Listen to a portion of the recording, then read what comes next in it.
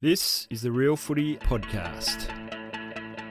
Thanks for joining us to tip round 19. My name is Peter Ryan. I'm in the host's chair today, joined by Danny Russell. Danny, you're not even in our footy tipping.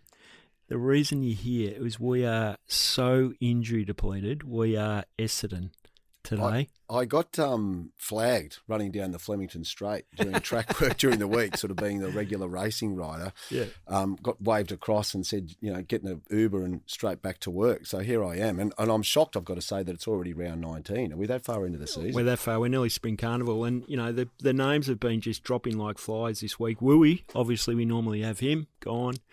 Gleeson, gone. We had McGowan flying back from Wimbledon, gone. And then we had late injury yesterday, which was Jake Noel. I don't think he even knows this podcast is on. So it's man flu season, the middle of winter, northern hemisphere Correct. Sport. Jake Kennedy style. Yeah. But anyway, looking at the leaderboard, this is a wide open season in terms of tipping. It's incredible. Michael Gleeson actually took a one-shot lead. Well, we're moving into the golf. A 1 point lead with his tip. I think he got Fremantle over Hawthorn, might have been the one where he separated us. I know Callum Jaspin tipped the Pies to win. I tipped Gold Coast. So I was feeling all right until I got 4 wrong. Saturday was shocking Saturday rather than Super Saturday for me. You led into the home straight and then punch it. I felt so good Friday night going to bed. Tipped the Suns to beat the Pies and was sitting pretty. Anyway, Gleeson's 107 has a 1 point lead over myself and Callum Jaspin, and Mark McGowan is 1 tip behind. And then we've got Jake Noel and Caroline Wilson, the Chief and the ex-Chief, on 104. And then 103 is John Perrick and Sam McClure, who we normally discount anyway as a realistic opportunity to win. And Andrew Wu, who's battling away with Matty Stokes and Jimmy Bartell. And then they also ran players Bob Murphy, Libby Birch and Emma Carney, who always have to tip North Melbourne. Yeah, a quick glance there. Murphy can't win. Birch out of it. Carney, no chance on 91. But look, I think Wu, Stokes and Bartell are a chance. 5 off the leaders with 6 rounds to go. That is such a racing rider's thing to say, isn't it? Well, we know you know a lot about footy, Danny, and so we won't be losing anything by having you on board. We'll start off with Essendon and the Giants at Marvel Stadium. As we know, Essendon completely decimated by injuries. They've lost again Nate Caddy and Ben Hobbs to go with poor old Nick Martin. Caldwell had gone out the week before. It's just been one disaster after another. They're playing the Giants, who are back in a bit of form. I don't want to preempt your tip, but what are you thinking, Danny? Giants are morals. Cadman and Hogan will fill their boots. The Giants line is plus 44.5 points. I think they'll get that. Essendon, their highest score, I think, at Marvel this year is 74 points. The Giants have played there once and scored 110 points. I think this will be a massacre at Marvel. The Marvel massacre after the Sash trash last Saturday night between Essendon and Richmond. Yep. I think Jesse Hogan's in doubt, so that will be the only saviour for Essendon. If he doesn't play, they rest him. So therefore, Cadman can, more goals. Yeah, you might just look for Cadman. 6 last week, 10 this week. These are the games you want to play if you're a Giant. Absolutely. So both of us going for the Giants. Yep. Yeah. We move to a good Friday night game. This is a rarity. Yep. Yeah, Lions v Dogs at the Gabba. It's a cracker. What are your thoughts? Well, I think they're pretty evenly matched. I think they played in the Gather round and the Lions won 118 to 97. I think the Gabba then tips it in their favour. Yeah. And the Dogs have struggled this year against the top echelon teams. Yeah, it's 1-9, I think, or 1-8 against top 8 teams. Yeah. I think, funnily enough, the Lions are probably due for a loss and the Dogs, coming off a loss. That can swing it, but I'm just not game enough at the Gabba. No, I don't think you'd be. I think you'd be silly to tip against the Brisbane Lions, to be honest, given the Bulldogs' record. And even though Brisbane have lost Answorth for the rest of the year, which is disappointing, he's a good player, and Bailey, who's been suspended for a week. Poor old Devon Robinson hasn't had a go at it, even though he's both suspended and concussed after his performance in the VFL. So not much change there. But I think the Brisbane Lions, the Bulldogs will be looking to stiffen up their back line a bit, but beyond that, I don't think they'll be able to get the job job done. Both Brisbane Lions? Yeah, Brisbane Lions. I think it'll be a high-scoring match too, Pete. I think it'll be good to watch. Yeah, absolutely. Friday night, good footy to watch. Yep. This is a How's miracle. that? Well, Thursday night. What's going to be the audience ratings for Essendon versus GWS? We might phone Channel 7 on Friday morning. Bring back the footy show. Yeah. Now we move to Saturday. We'll all wake up fresh and ready to go. These 120 starts, I don't know about you, Danny, but back in the day, you probably were lucky to be up for this 120 start, really, weren't you? Yeah, or hair of the dog. You're probably back up and into it. Exactly. This is in Launceston, Hawthorn Fortress against Port Adelaide, who are without Jason Horne-Francis and Connor Rosie, which is two of their big three. Bergman's probably moving into being the fourth of the big four. You'd have to say Hawthorn were brave against Fremantle. They just couldn't strike the killer blow and left the door open for Fremantle to come back last week. So their form's okay, and I think down in Launceston, Port Adelaide weakened. I'm tipping Hawthorn. What are your thoughts? Yeah, in Launceston, and Hawthorn can't afford to be dropping this one. I think the thing to look forward to, isn't it funny, the first time that these two teams met early this year, it was all about Kenny versus true. Guinea. But if Kenny lifts the hands in a aeroplane motion this time around, I reckon the wind will lift him up and blow him into the Tamar. So there's not much talk about it, is it? The rivalry. Look, at Launceston, those conditions, that time of day, Hawks. Kenny will be loving it down there because you'd reckon he'd love to be part of the Tassie Devils. Yeah, maybe. So he might just do a bit of reconnaissance, might look at, not Launceston's obviously not going to be the site, but, charm the locals would be the way to go there, and hopefully they'll put a good performance. Both going for the Hawks. Yep. Sydney play North Melbourne, SCG, Saturday 4:15. Not much happening in Sydney at that time of the day on a Saturday. No, look, I think this game, you might be better off to see if you're getting the last leg of the quaddie at the races rather than tap into this one. I'd tick it off as a Sydney win at the SCG, and there you go. North have been ordinary, haven't they? Yeah. Disappointing. Yeah, they've shown patches, but not enough. I'm grumpy with myself. I tipped them last week and then realised that LDU was out concussed, and he may not make it back again this week after that Ed Richards hit. They're losing Tristan Cherry as well, the big ruckman who's vital to their that doesn't team. help. It gives Grundy a nice afternoon, doesn't it? Yeah, Grundy's he's storming back into good form. Yep, Sydney for me. Sydney, yep. Yeah, no doubt.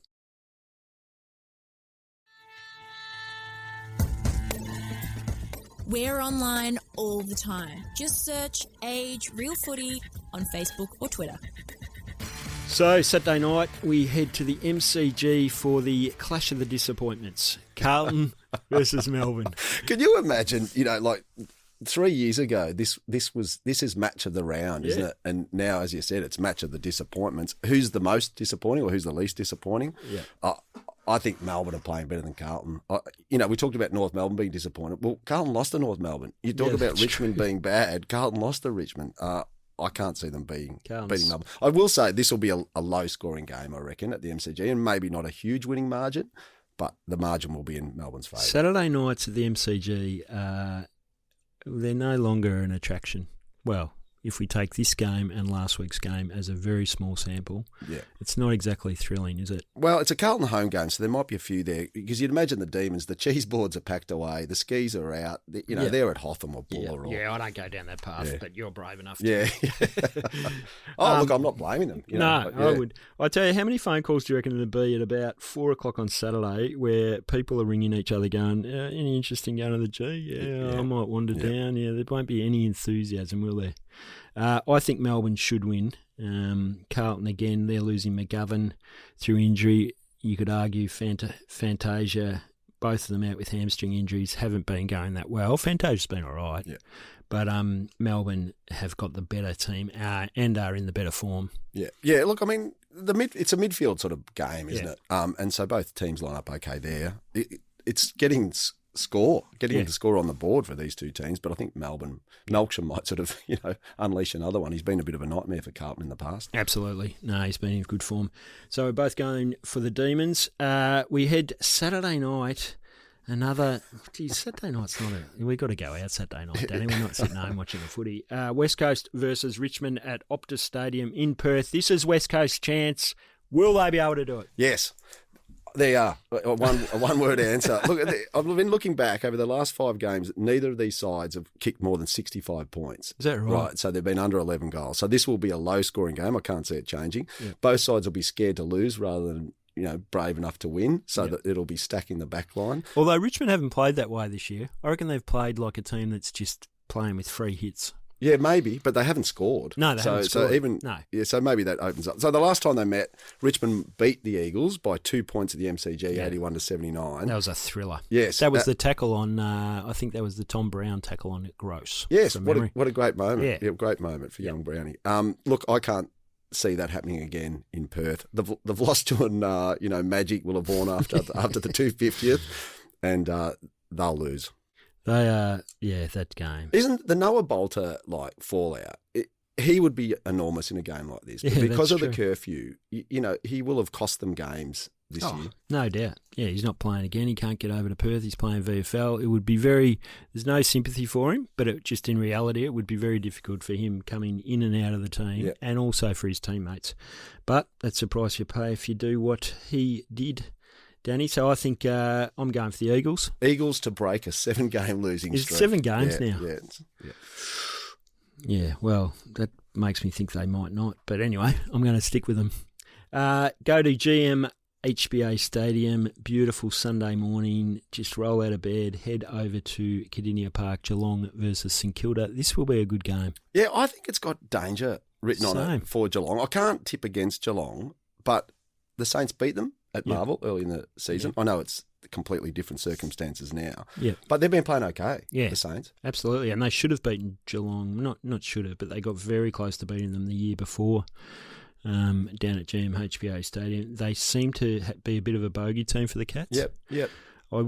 Jeremy Cameron, I think, will play, which is good news, but I'd check that is definite, well, even though they're notorious for laid outs, before putting in your tip. But you'd think Geelong at home, they're hard to tip against. Yeah, look, if they want to make top 4, they have to win this, don't they? Yeah. Coming off maybe marginally disappointing against the Giants last week. Oh, massively disappointing. Their ball use was atrocious. Yeah, so they need to turn it around. Yeah, they need to be winning, but, at half time there could be some nerves, and it's how they manage that. Yeah, they don't get nervous down at Geelong, mate.